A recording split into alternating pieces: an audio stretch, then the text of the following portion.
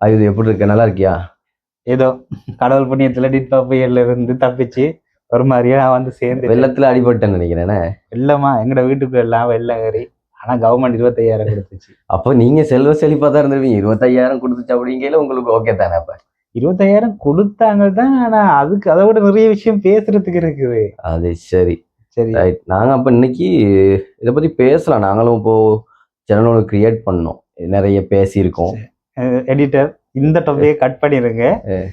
சரி, நாங்க இப்ப அதை பத்தி பேசுறதுதான் நல்லா இருக்குன்னு நான் நினைக்கிறேன். ஏன்னா நிறைய விஷயங்கள் இந்த டிட்பா புயல்ல பேசாமலே விட்டுட்டாங்க. அப்ப நாங்களும் பேசலாட்டி யாரும் பேசுற இதுல உண்மை, அது உண்மைதான். அதுல நிறைய விஷயங்கள் பேசி இருக்கணும், நிறைய விஷயங்கள் பேசல, சிலதுகள் செஞ்சிருக்க வேண்டியது செய்யல.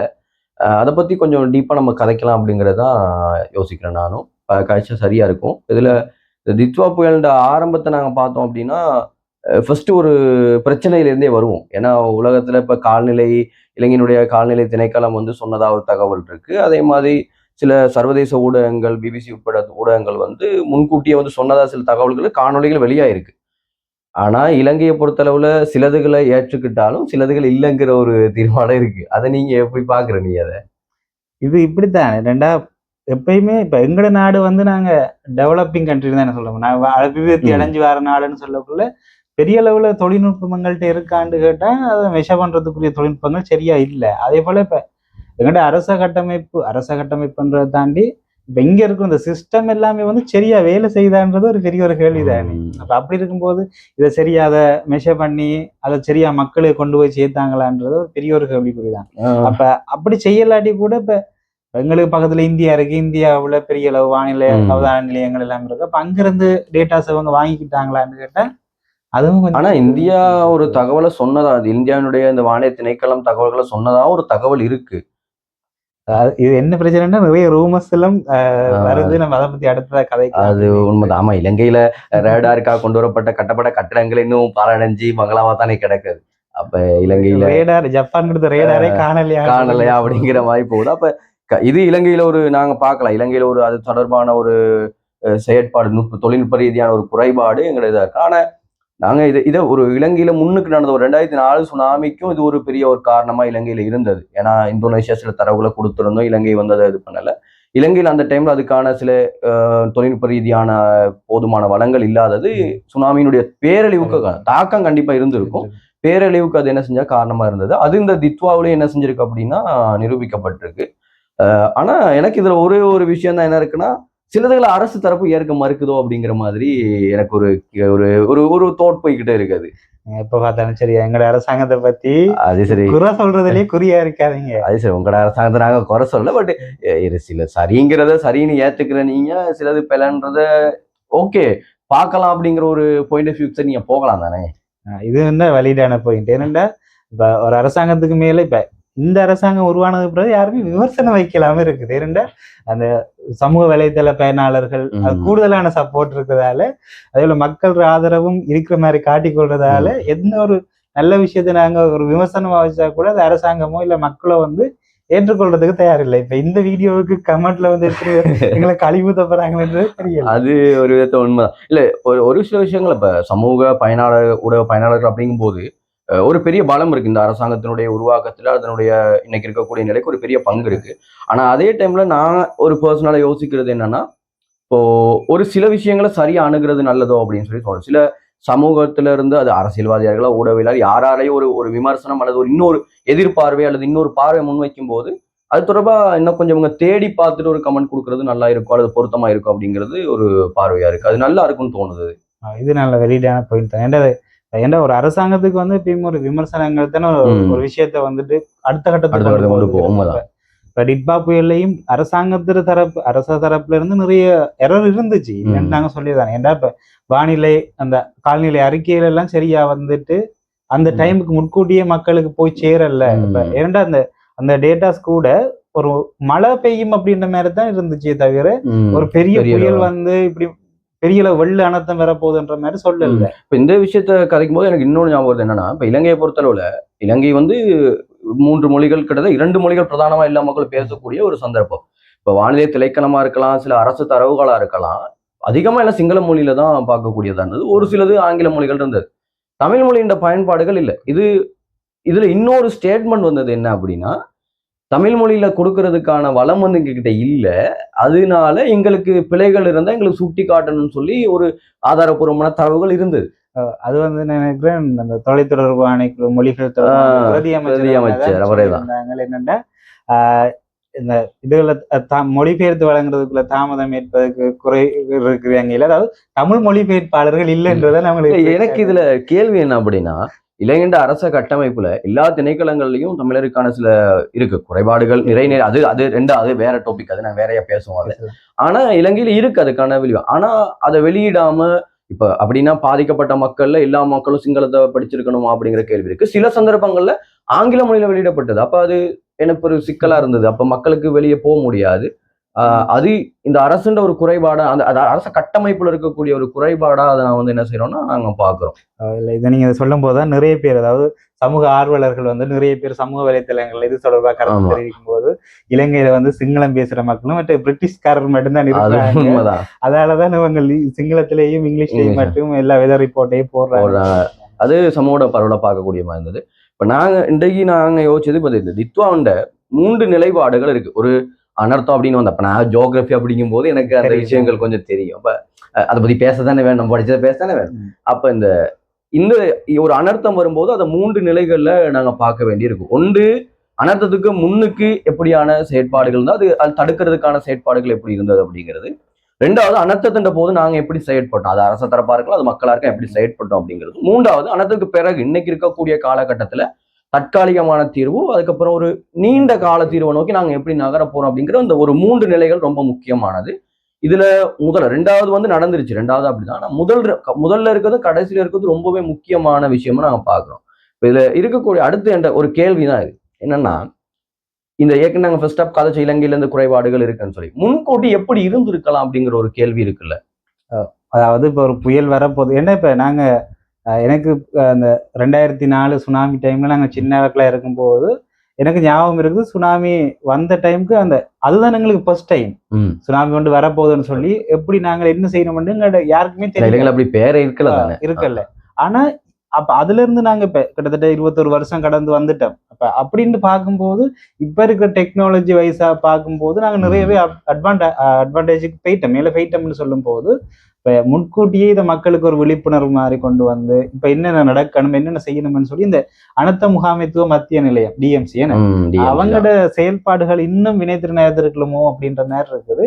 நீங்க இதை எப்படி பாக்குறீங்க? இல்ல, இப்ப இலங்கையில இருக்கக்கூடிய ஒவ்வொரு பிரதேச செயலகத்துல டிஎம்சி அந்த நிலையம் வந்து உருவாக்கப்பட்டிருக்கு. ஆனா அது ஒழுங்கா செயற்படல் அப்படிங்கிறது தான் இது ஒரு குறைபாடு.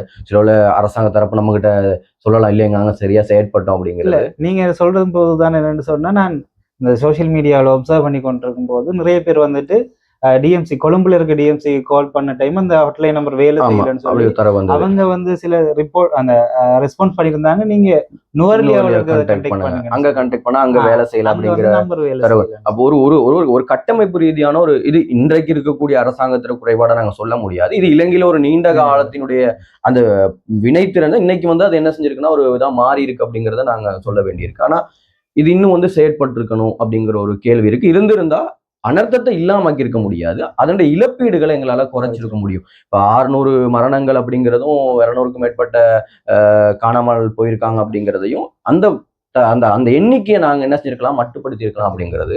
இப்ப இதுல இன்னொன்னு இருக்கு என்னன்னு சொன்னா, இந்த முன் ஆயத்தமா இலங்கை சரியா அதை ஒப்சர்வ் பண்ணி இருந்தா இப்ப பிபிசின்ற தரவை நாங்க எடுத்துக்கோம். ஏன்னா அது ஒரு உலகத்தால் அங்கீகரிக்கப்பட்டிருக்க ஒரு ஊடகம் அப்படிங்கிற வகையில அது 400 அல்லது 500 மில்லிமீட்டர் மழை பெய்யும் அப்படிங்கிறது சொல்லப்பட்டிருந்தது. ஆனா அது சரியா இலங்கை எடுத்திருந்தா மேபி இலங்கையில இருக்கக்கூடிய டேம்ஸ் இப்ப மகாவலியிலயோ அல்லது கழனியில இருக்கக்கூடிய இந்த நீர்த்தேக்கங்களுடைய நீர்மட்டங்களை குறைச்சிருந்தா அந்த பாதிப்பை குறைச்சிருக்கலாம். அதிகமான பாதிப்பு நாங்க பார்க்கக்கூடியது வந்து மகாவலினால ஏற்பட்டதுதான். குறிப்பா கம்பள பிரதேசம் இந்த முறை அதிகமா பாதிக்கப்பட்டிருந்தது. குறிப்பா நான் பேராதனை பல்கலைக்கழகம் பெரிய பகுதி என்ன செஞ்சதா, பெரிய சொத்து மதிப்புகள் வந்து அளிக்கப்பட்டிருக்கு, பாதிப்படைஞ்சிருக்கு, மீள கட்டமைச்சிட்டு இருக்காங்க.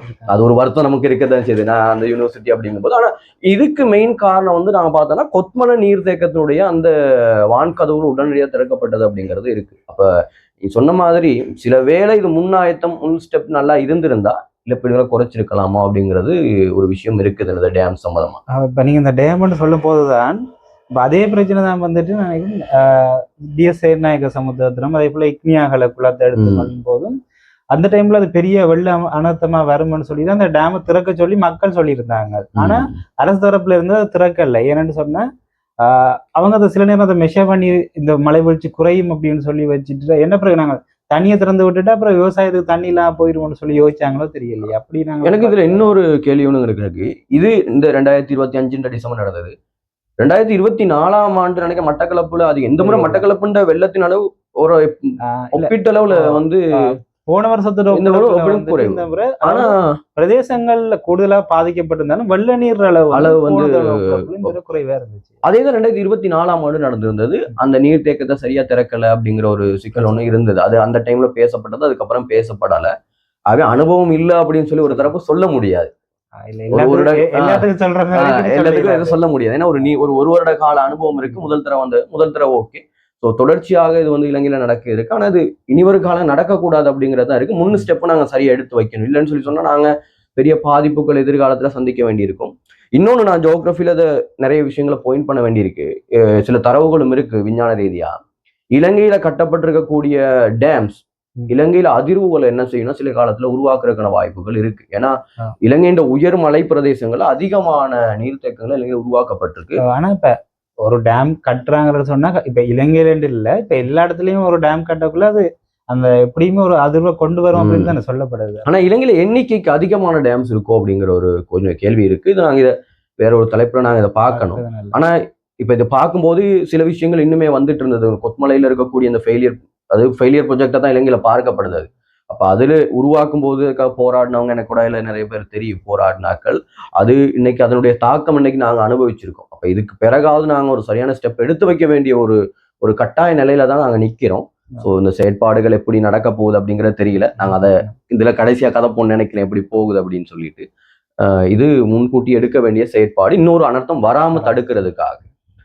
ரெண்டாவது நாங்க ஏற்கனவே எப்படி அதை ஹேண்டில் பண்ணது 2 தரப்பு இருக்கு. இதுல ஒன்று அரசாங்க தரப்பு ஹேண்டில் அதை வந்து சரியான முறையில் அணுகுனதா இருக்கலாம். சரி பலங்கிறது பிறகு பார்ப்போம். அணுகுன முறையா இருக்கலாம்.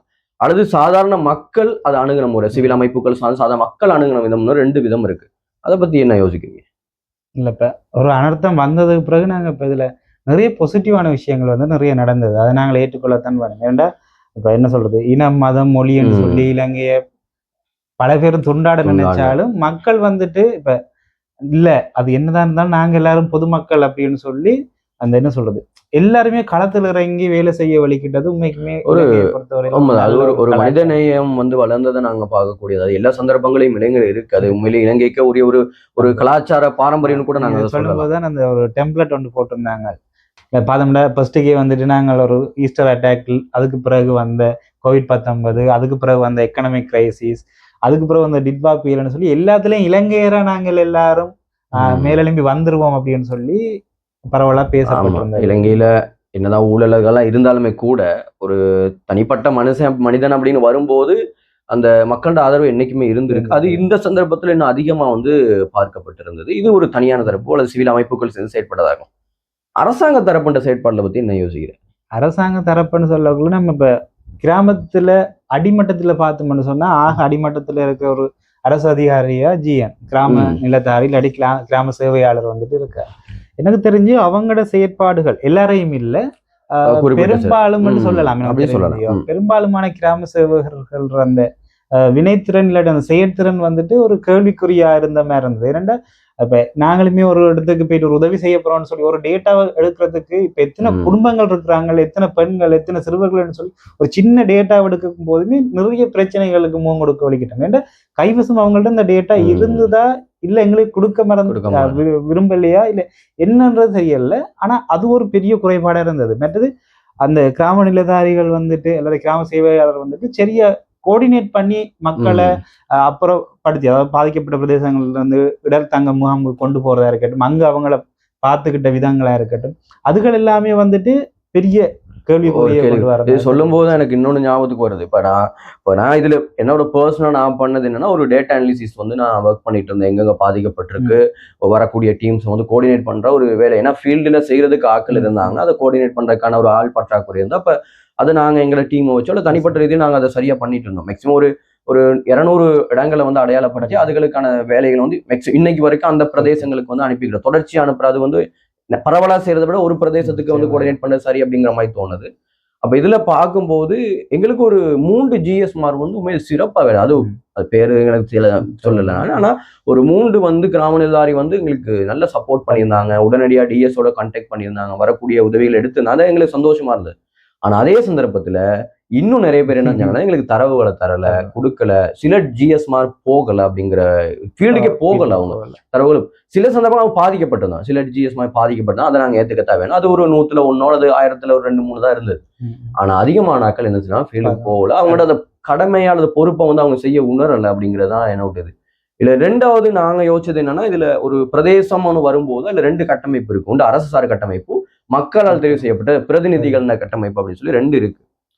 இதுல அரசு தரப்ப நாங்க பேசிட்டோம் ஆல்ரெடி. அது சரியா ஒரு இயங்கி இருக்கு. அதுல குறைபாடுகள் இருக்கு. அதை நாங்க ஏத்துக்கத்தான் வேணும். ஆனா இன்னொன்னு அந்த செக்ரட்டரி நினைச்சிருந்தா ஒன்றிணைச்சிருக்கலாம் அப்படிங்கிற ஒரு இல்ல நிறைய என்னன்னு சொன்னா இப்ப உண்மைக்குமே இந்த மக்கள் பிரதிநிதி இல்லாட்டி இந்த என்ன சொல்றது பாராளுமன்ற பிரதேச உறுப்பினர்கள்ன்றதை தாண்டி இந்த இந்த இலங்கையை கொண்டு நடத்துறதாருன்னு கேட்டா அரசு அதிகாரிகள் தான். அவங்களோட வினைத்திறன் நல்லா இருக்குமா இருந்தா எங்களுக்கு அரசியல்வாதிகளே தேவையில்லை.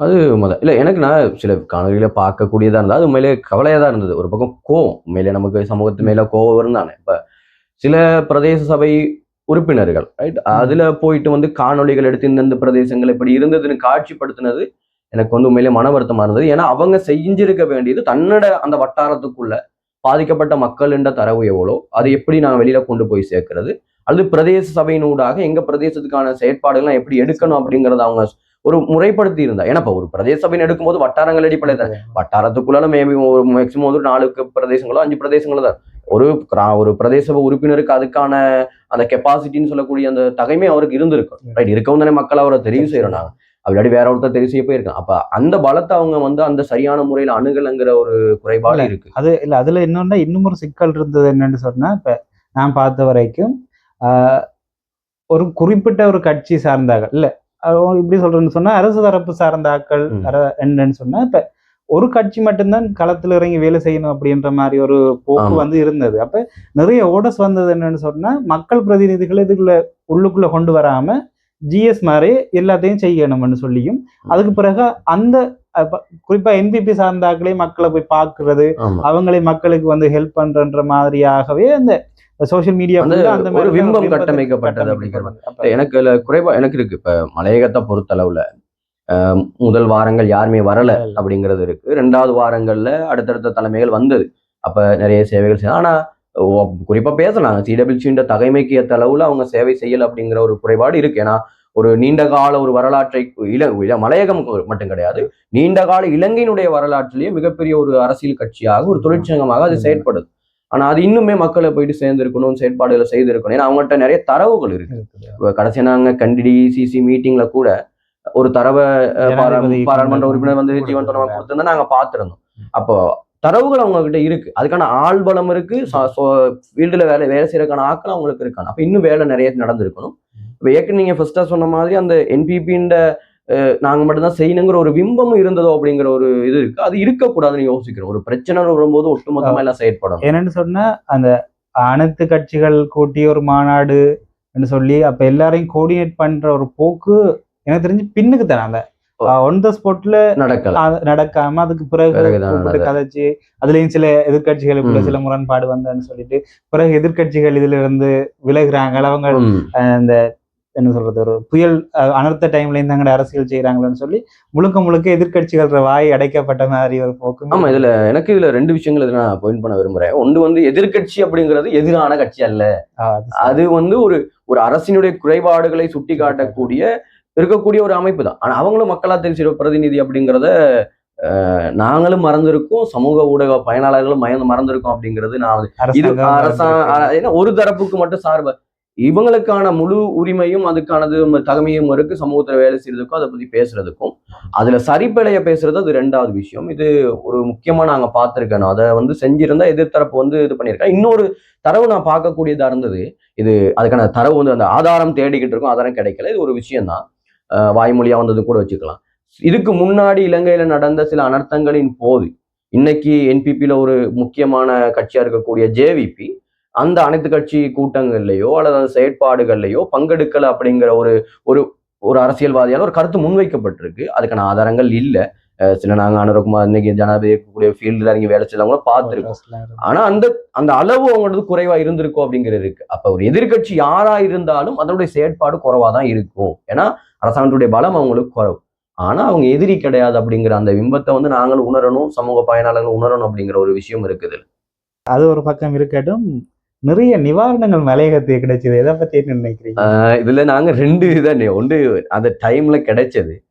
உண்மையிலேயே இந்த இடத்துல நான் வந்து ஒரு ஒரு மலையகத்தை சேர்ந்த ஒரு நபரா அல்லது சமூகத்தை நோக்கி செஞ்சக்கூடிய நாங்களாம் ஒரு தனி மனிதனா உதவி செஞ்ச எல்லாருக்கும் மேலே தேங்க்ஸ் பண்ணணும், நன்றி கடன் பட்டிருக்கோம். நாங்க ஒவ்வொரு தனி மனிதன், அது இலங்கையில இருக்கவங்களா இருக்கலாம் அல்லது வெளிநாடுகள்ல இருக்கவங்களா இருக்கலாம், தங்களுக்கு சக்திக்கு மீறின சில உதவிகளை வந்து அவங்க சில போட்டோஸ் வீடியோஸ் பார்க்கணும். பெனடால் கார்டு கொடுத்து வரோமா, 2 பிஸ்கட்டோட போனோம், இன்னொரு அப்பா வராருன்னு சொல்லி அதெல்லாம் சமூக வலைத்தளங்கள் அதை நம்ம கொஞ்சம் கதைப்போம். அதுல இருக்குது விஷயங்கள் இருந்தாலும் அந்த கொடுக்கணும் அப்படின்ற அந்த உணர்வு இருக்குது. அது உண்மையிலேயே நாங்க வந்து அந்த மனித நேயம் அப்படிங்கிறதுல நாங்க மனிதம் அப்படிங்கிற அதை போற்றக்கூடிய ஒரு விஷயம். உண்மையிலே அதுக்கு நாங்க நன்றி கடன் பட்டிருக்கோம். அது வந்து செய்யணும். அது ரொம்ப முக்கியமா இருந்தது. அதுதான் இன்னைக்கு வந்து அரசாங்கத்தின் செயற்பாடுகளை தாண்டி இன்னைக்கு இலங்கையில ஓரளவு நாங்க அந்த நிலையில இருந்து மேல வந்திருக்கோம் அப்படின்னா அதுக்கு முழு காரணம் தனி மனிதர்கள் தான் அப்படிங்கிறது ஒரு முக்கியமான விஷயம். அவங்களுக்கு இது 2வது பார்வை தான் ரொம்ப முக்கியமானது. அது முறையாக என்ன செய்யலைன்னா சென்றடையல. இப்ப நான் ஒரு தரவை வந்து ஒழுங்கமைத்தவன் என்ற அடிப்படையில் ஆதாரங்கள் நாங்க பேச முடியாது அப்படிங்கிற ஒரு ஆதாரத்தோட பேசு தரவுகளை ஒழுங்கமைச்சவன் அப்படிங்கிற அடிப்படையில நாங்க அந்த திங்ஸை வந்து ஒரு இடத்துக்கு கொண்டு போங்கன்னு சொல்லும் போது அவங்களால அது போக முடியல. அது 2 சிக்கல்கள் இருந்தது. ஒன்று, அவங்க பெரிய பெரிய வாகனங்கள் எடுத்துட்டு வந்தது உள்ளுக்கு இருக்கக்கூடிய கிராமங்களுக்கு போக முடியல. அது என்ன பிரச்சனைன்னு சொன்னா, அது வந்து இப்ப மலையகத்தை பத்தி பெரிய அளவு இந்த தெரியாது அவங்களுக்கு. இப்ப கூடுதலா இப்ப வடக்குல இருந்து கிழக்குல இருந்து எல்லாமே வந்து இப்ப ஒரு வாகனத்துல கொண்டு வர்றது இல்ல, சின்ன வாகனத்துல கொண்டு வர்றது. அப்ப பெரிய கண்டெய்னரை கொண்டு வந்தா கூட இங்க போறதுக்கு அதுதான் அந்த ஒரு கம்யூனிகேஷன்ன்றது அங்க பெரிய பிரச்சனையா இருந்தது. இப்ப இதைத்தான் நாங்க முன்னே கதைச்சோம். அந்த கிராம சேவகர்கள் சரியா தொடர்புபடுத்தலன்னு சொல்றது அந்த இதுதான். இந்த எல்லாருக்குமே கொடுக்கணும்ன்ற ஒரு விருப்பம் இருந்துச்சு. ஆனா அதை யாரு கொடுக்கணும், எப்படி கொண்டு போய் கொடுக்க போறோம், யாரை கோஆர்டினேட் பண்ணி கொண்டு போறோம்ன்றதுல ஒரு பெரிய அளவு தெளிவு ஒன்று இருக்கல அப்படின்ற இதுல 198% அதை வச்சுக்கோ பரவாயில்ல. 98% சரியா நடந்தது. அந்த 2 வீதங்கள் இப்ப எனக்கிட்ட நடந்தா நாங்க 2 வீதம்னு வச்சுக்குவோம். இப்ப நாங்க இடங்களை வந்து சஜஷன் பண்ணிருந்தோம். இப்ப சொல்லலைங்கிறதுக்கான ஒரு விஷயத்த நம்ம சொல்லதானே வேணும்.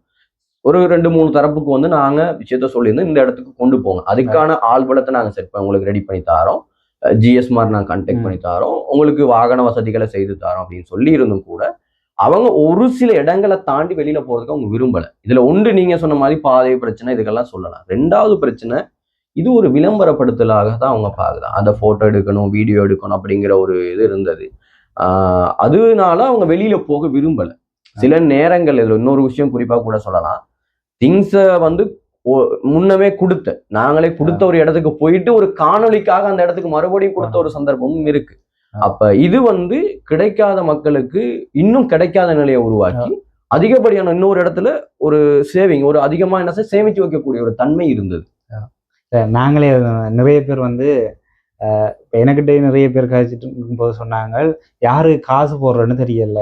ஏனெண்டா மலையகத்துல வந்து இப்ப எல்லா பக்கமும் எல்லாரும் செஞ்சு கொண்டிருக்காங்க, என்ன நடக்குதுன்றது. ஏன்னா அந்த வெளிப்படைத்தன்மை. இப்ப நாங்க உங்கள்கிட்ட இருந்து நான் ஒரு 10 ரூபா காசு வாங்கி நான் ஒரு நிவாரணம் செய்யறேன்னு சொன்னா இப்ப வெள்ளம் முடிஞ்சு நிலைமை கொஞ்சம் ஓரளவு வந்துட்டு. ஆனா நிறைய பேர் தங்களோட தனிப்பட்ட அக்கௌண்ட்டுக்கு வந்துட்டு வெளிநாட்டுல இருந்து மற்றது உள்ளூர்ல இருந்தும் காசுகளை கலெக்ட் பண்ணாங்க. நிறைய பேர் நிறைய அந்த அரசு சார்பற்ற தன்னார்வ தொண்டு நிறுவனங்களும் நிறைய பேர் வந்து காசை கலெக்ட் பண்ணாங்க. நிறைய பேர் தனிப்பட்ட அந்த இன்ஃப்ளூயன்ஸரா இருக்கக்கூடிய நிறைய பேர் எல்லாருமே தங்களோட பர்சனல் அக்கௌண்ட்டுக்கு காசுகளை வந்துச்சு. அப்ப நிறைய பேர் என்னன்னா அந்த பேர் சொல்ல விரும்பாத ஆட்கள் காசு போட்டிருந்தாங்க. அப்ப அப்படி இருக்கும் போது இதெல்லாம் சரியா மக்களுக்கு போய் சேர்ந்துதான்றது ஒரு பெரிய கேள்விக்குறிதான். அந்த வெளிப்படைத்தன்மைன்றது எங்களுக்கு இல்ல. அப்ப ஒரு அனர்த்தம் வரக்குள்ள நாங்க எப்படி செயற்படணும்ன்றது எங்களுக்கு தெரியாம இருக்குதோ அப்படின்ற மாதிரி அந்த ஒரு அது காசு விஷயங்களை தாண்டி ஒரு தரவு பகிர்வுலையும் வந்து ஒரு வெளிப்படைத்தன்மை இல்லை. அதை நாங்க எதிர்காலத்துல உருவாக்கணும்.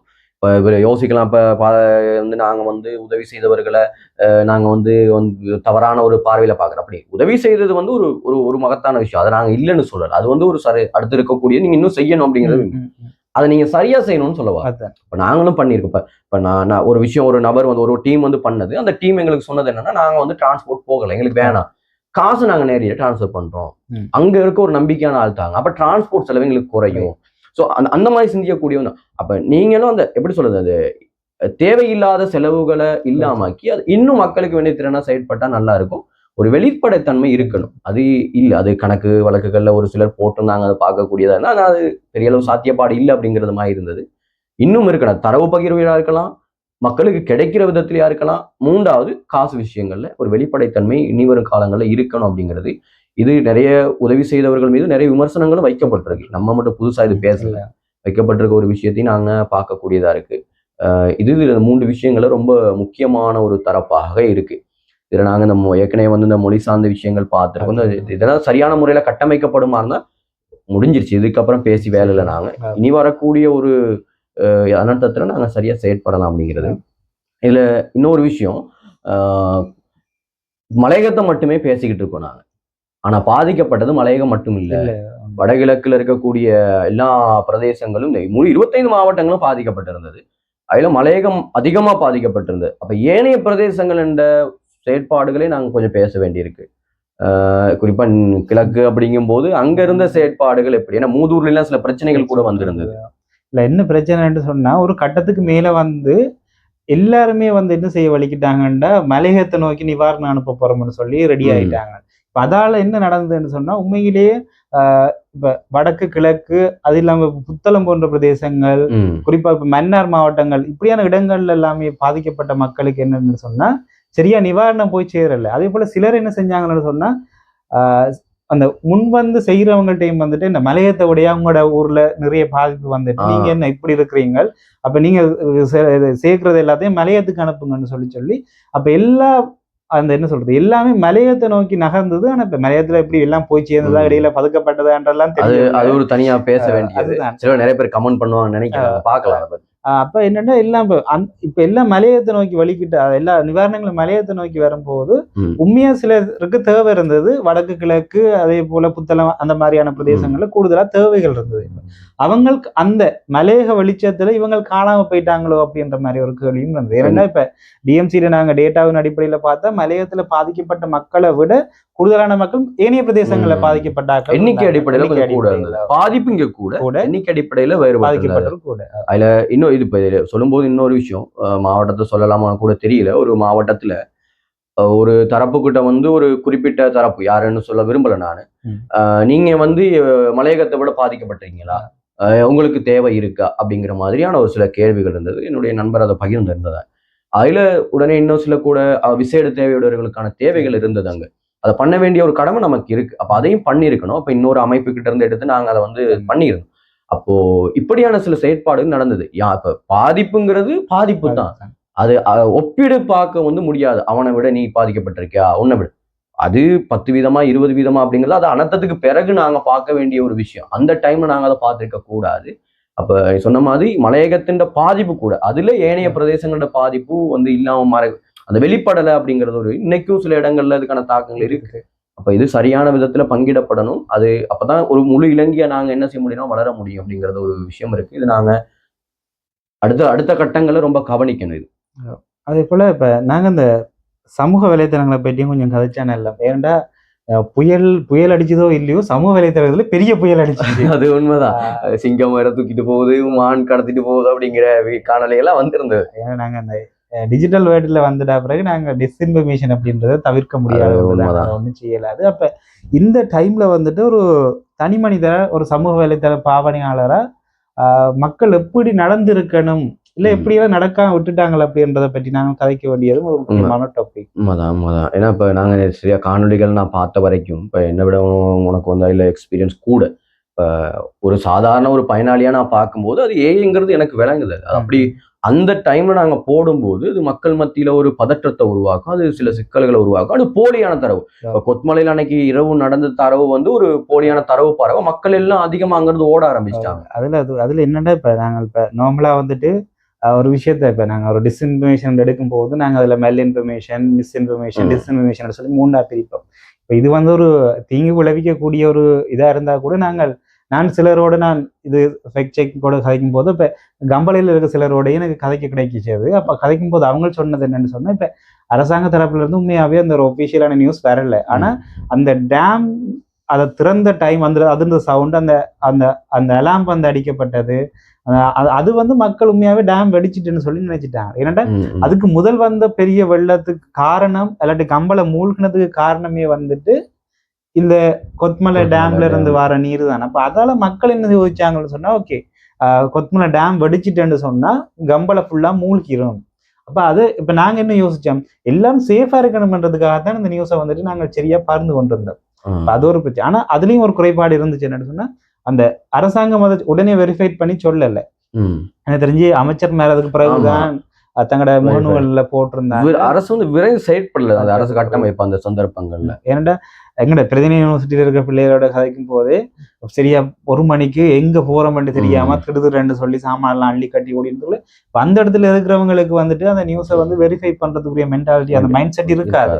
ஆனா இதை வேறு பாதிப்பு இல்லாத ஒரு இடத்துல இருக்கிறாள் அது ஒருக்கா வெரிஃபை பண்ணிட்டு ஷேர் பண்ணிருந்தா நல்லா இருந்திருக்கும். ஏன்னா இப்ப நீங்க பிரதனியாவில் இருக்கிறீங்க, இல்ல கம்பளையில இருக்கிறீங்க, நான் ஒரு மெசேஜ் மட்டக்களப்புல இருந்து உங்களுக்கு அனுப்புறேன்னு சொல்லக்குள்ள இப்ப நான் கொஞ்சம் சேஃபா இருக்கிறேன். அப்ப உடனே அந்த நியூஸ் உங்களுக்கு நான் பரப்பாம அது ஒருக்கா வெரிஃபை பண்ணிருந்தா நல்லா இருந்திருக்கும். ஆனா அது அது அரசு தரப்புல இருந்து கொஞ்சம் செஞ்சிருந்தா நல்லா இருந்திருக்கும். அது உண்மைதான், அரசு தரப்பு அதை செஞ்சிருக்கணும். ஏன்னா இப்ப ஜனாதிபதிக்கு எதிராக கருத்து வெளியிடும் போது கைது செய்வோம் அப்படின்னு சொல்லக்கூடிய ஒரு தரப்பு ஒரு பிழையான தரவுகள் வரும்போது அதை வேகமா செயற்பட்டாங்க, இல்லைன்னு சொல்லுவாங்க, இன்னும் வேகமா செயற்பட்டு இருக்கணும் அப்படிங்கிறது விஷயம். ஏன்னா அந்த கருத்தை முன்வைக்கக்கூடிய ஒரு தரப்பு இதையும் சரியா செய்யணுங்கிற ஒரு விமர்சன பார்வை இருக்கு. அது கண்டிப்பா செய்யணும். விமர்சனம் வைக்கிறீங்க, அப்புறம் அரசாங்கம் சொல்லும் இல்ல நாங்க இன்னொரு வருஷம் பழகணுங்கன்னு சொல்லுவாங்க. இன்னொரு வருஷம் கொடுக்கலாம், 6 மாசங்கள் தான் இருக்கு அப்படின்னாங்க.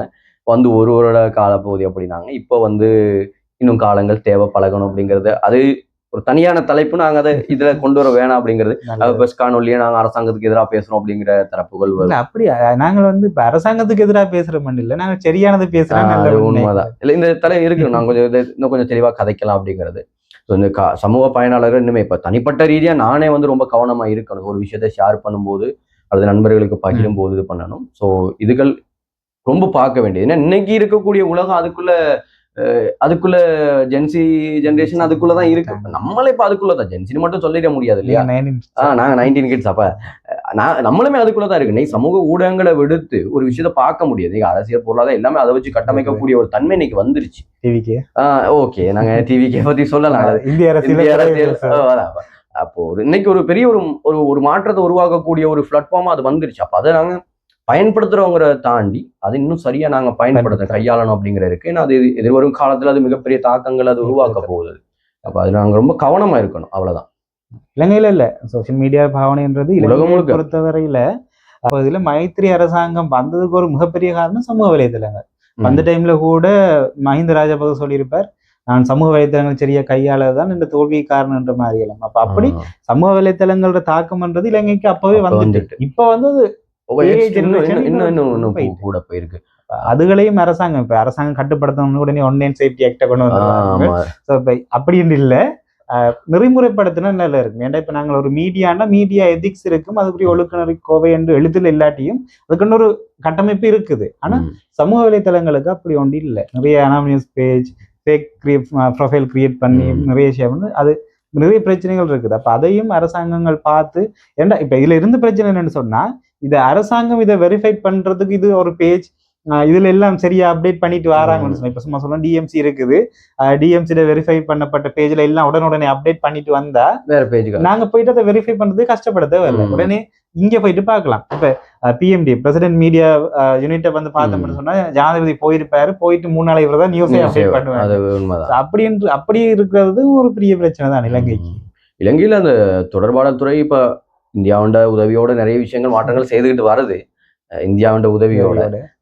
அப்ப இதுல இன்னும் மாற்றங்கள் வரணும். அதை நாங்க இன்னும் அட்வான்ஸா போக வேண்டிய தேவை இருக்கு. ஏன்னா இன்னைக்கு நாங்க டெக்னாலஜி வேர்ல்டுக்குள்ள போய்கிட்டு இருக்கோம்.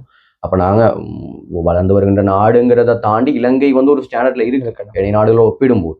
இப்போ நாங்கள் இன்னும் அதை வேகமாக செய்ய வேண்டிய ஒரு காலப்பகுதி இது. அப்போ நாங்கள் அதை பார்க்கணும். ஸோ இது ரொம்ப முக்கியமானதை நாங்கள் பார்க்குறோம். அப்போ இதில் இப்போ குறிப்பாக நாங்கள் இந்த நிவாரணங்கள் இதெல்லாம் தாண்டி அடுத்து இருக்கக்கூடிய தீர்வை நோக்கி நாங்கள் நகர வேண்டி இருக்குது.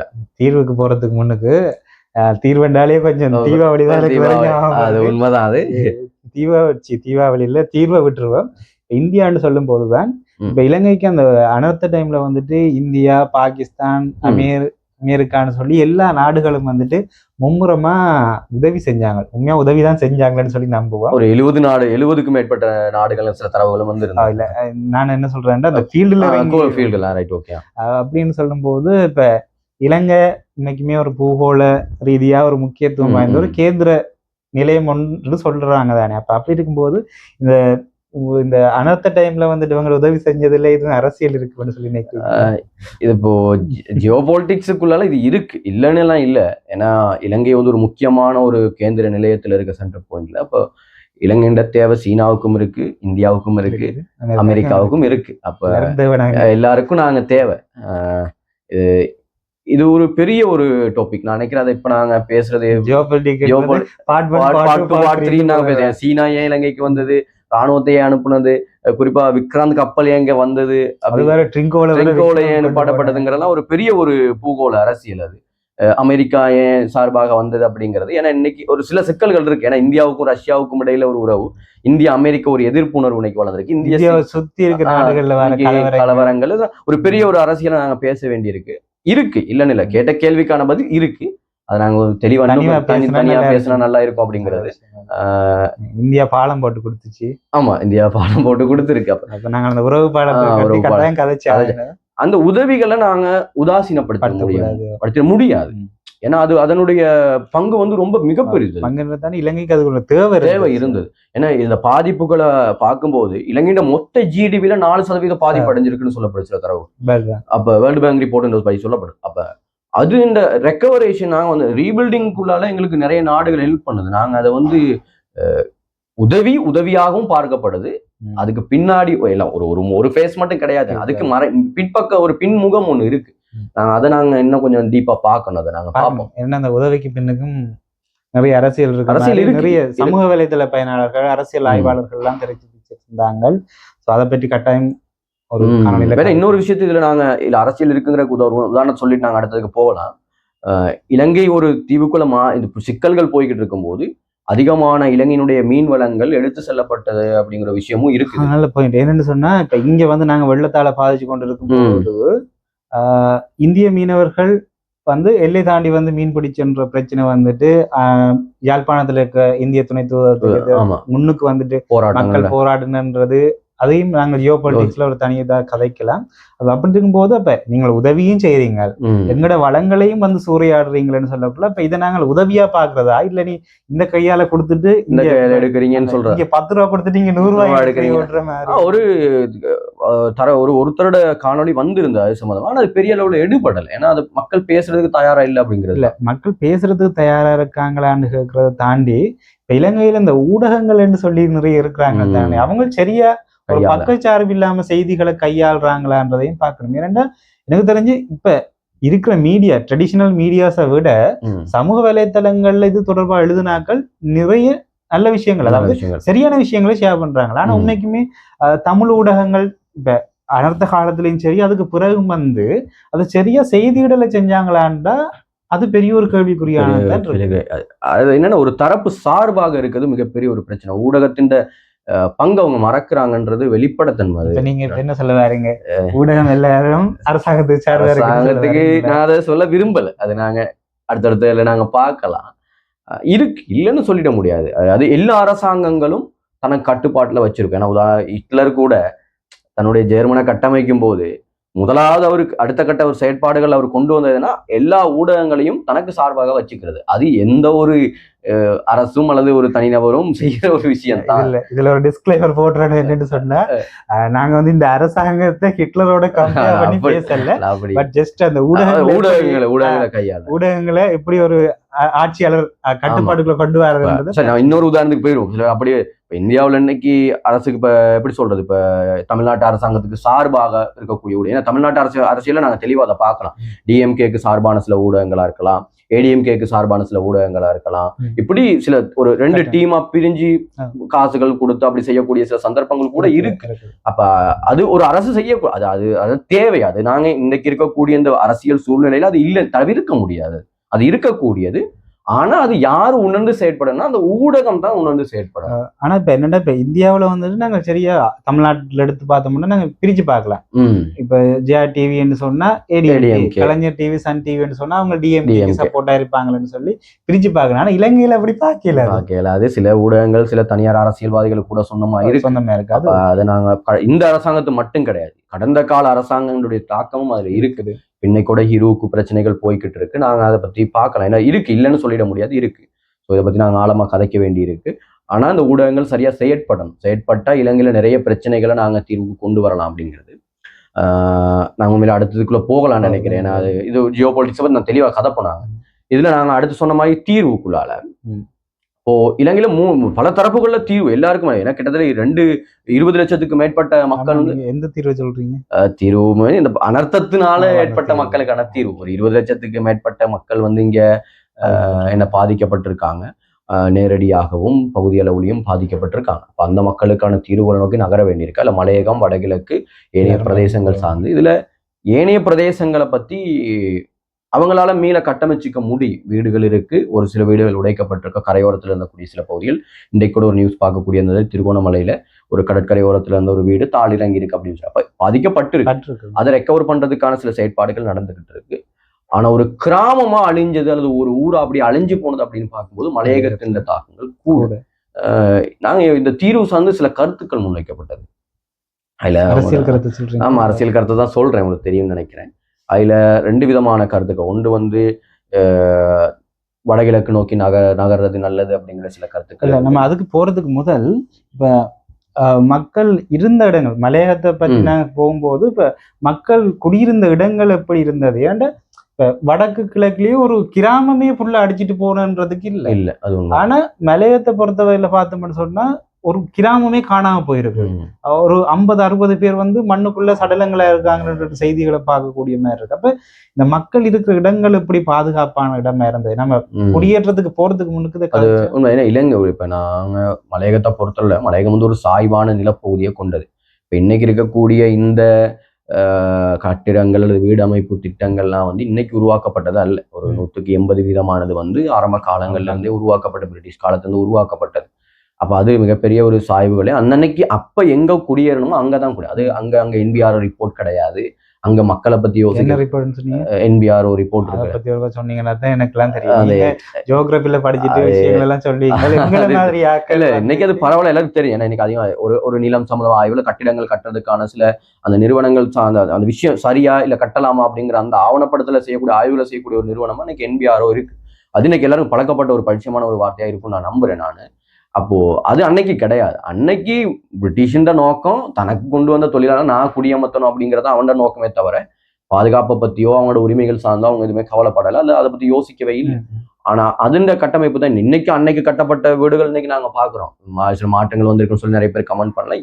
இருக்கு, மாற்றங்கள் இருக்கு. ஆனா அதுல இன்னும் ஆரம்ப காலத்துல கட்டப்பட்ட வீடுகள் இன்னுமே இருந்துகிட்டு இருக்கு. அப்போ ஒரு பாதுகாப்பற்ற ஒரு சூழ்நிலையில தான் இருந்தது. அது கொடுத்து லயன் குடியிருப்பு தானே எல்லாம். அப்ப வடகிழக்க பொறுத்தளவுல நாங்க தனித்தனி வீடுகளை பார்க்க போடலாம், சிதறலாம் அங்கங்க பார்க்கலாம். ஆனா இங்க வந்து என்னன்னா லயன் குடியிருப்பு. அப்போ ஒரு பகுதி நடந்தா அந்த வீடு 10-15 வீடு அல்லது அந்த 20 காமர் அங்கிட்டு இங்கிட்டு இருக்கக்கூடிய அந்த லயன் அப்படியே என்ன செய்ய போயிடும். அப்படிதான் இன்னைக்கு நிறைய 60 பேர் இறந்து போனதா இருக்கலாம், அல்லது அப்படி ஒரு கிராமமே போனதா இருக்கலாம். அதுக்கான வழிகளா தான் இருக்கு. அப்ப இதுல தாக்கம் ஆரம்பத்துல இருந்து இருக்குது. இன்னைக்கு நேற்று உருவாகினது இல்லை. அதை நாங்க விளங்கிக்கணும். இந்த அரசாங்கம் தான் காரணம் அல்லது கடந்த அரசாங்கம் தான் காரணம் அப்படிங்கிறதெல்லாம் சொல்ல முடியாது. இது ஒரு நீண்ட காலம் இருந்தது. ஆனா அது தீர்வை நோக்கி யாருமே நகரல. அதான் இதுல இருக்கக்கூடிய விஷயம். தொடர்ந்து எங்களோடு இணைஞ்சிருங்க. பார்க்குறவங்களுக்கு எங்களுடைய நன்றி. இன்னைக்கு நாங்க நிறைய விஷயம் காய்ச்சிருக்கோம். எங்களை நாங்க நன்றி சொல்ல தேவையில்லை, இருந்தாலும் பரவாயில்ல. அடுத்த நன்றி. உங்கள் எல்லாரையும் நாங்க 2 பேரும் திரும்ப வந்து கதைக்கிறோம். ஓகே, அது வரைக்கும் எடிட்டர் இப்ப வீடியோ எடிட் பண்ணி போடுறாரோ அடுத்த வீடியோ வரைக்கும் காத்திருங்க. சந்திப்போம். ஓகே, நன்றி.